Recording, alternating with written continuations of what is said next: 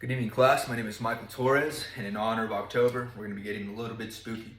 Every single year in the United States, there's between 25 to 50 serial killers. This means, on average, throughout the course of our lifetime, we will walk past 36 killers. Do we know who these people are? No, of course not. However, today we're going to be discussing some grisly events that took place in July and August of 1969. Unfortunately, this will entail the murders of Gary Hidman, Sharon Tate and her friends, and the LaBianca family. Everything starts at Spawn Ranch with Charles Tex Watson after he tried to scam a man named Bernard Crowe, the same man that Charles Manson attempts to shoot and kill. However, Crowe lives. In fearing retaliation from Bernard Crowe, they now need to leave Spawn Ranch, and in order to do this, they need money. So this is where Gary Hidman unfortunately comes in. Gary Hidman was an acquaintance to the Charles Manson family. Okay, and because he was an acquaintance, they know him very too well. However, they did know that he came upon some inheritance money. So their goal was obviously to get this money so that they can leave Spawn Ranch and leave this altercation with Bernard Crowe. However, things don't go according to plan. CrimeMuseum.org in 2021, they call Charles Manson this criminal mastermind. And as we go throughout the speech, it's the absolute truth. So he sends 3 of the family members, Brubner, Atkins, and Beausoleil, to go get some money from Gary Hidman. Unfortunately, things go very much south. They end up cutting off this man's ear, okay? And then as well, they end up stabbing him in the chest, killing him, okay?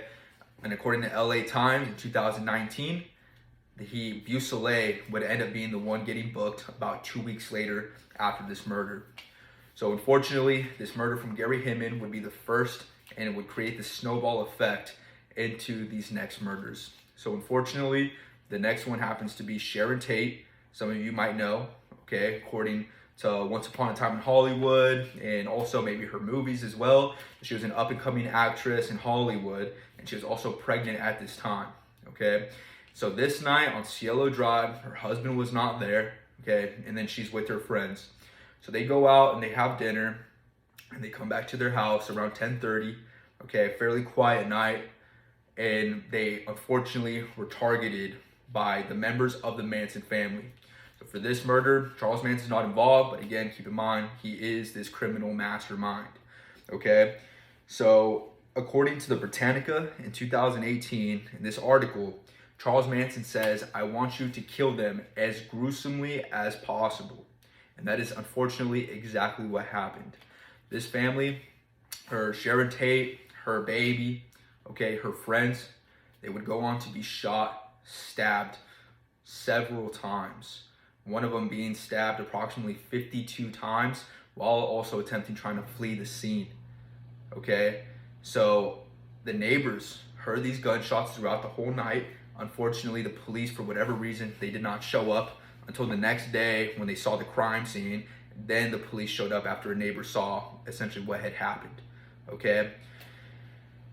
So now that we've covered Gary Hidman, we covered Sharon Tate and her friends, now we're gonna move on to the next murder of the LaBianca family. So for the LaBianca family, they would actually Charles Manson would jump onto this, okay? And the part of this that really resonated with me, really spoke out to me because of how terrible it absolutely was, is Charles Manson, okay? He told them specifically that they were just gonna be robbed, that they were not gonna be murdered. And as this could not be further from the truth, okay? So there's an article from the Smithsonian in 2019 that this couple was chosen at random, okay? So the story goes, they're driving around Los Angeles for hours and they're trying to spot out their potential victims. However, they're going based off these houses alone. So completely at random, there's no rhyme or reason to any of this, okay? They end up killing both Lino LaBianca and his wife, unfortunately. LA Curbed wrote an article, okay, in 2021, and they say that Charles Manson's name is synonymous with evil. And I think this is something that we can all agree on. Even from when I was a child, I would hear the name Charles Manson and I would know that was an evil man that did despicable things. And this was unfortunately the truth. So moving on, the murders that took place in 1969 of Gary Hinman, Sharon Tate, her baby, her friends, LaBianca, Lino LaBianca and his wife.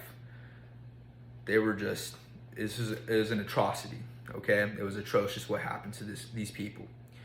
So all I'm gonna say and all I'm gonna leave you with is there is no rhyme or reason for why some of these things happened, okay? These things just happened out of random, as we saw with the LaBianca family. They didn't even know Sharon Tate was gonna be in her house.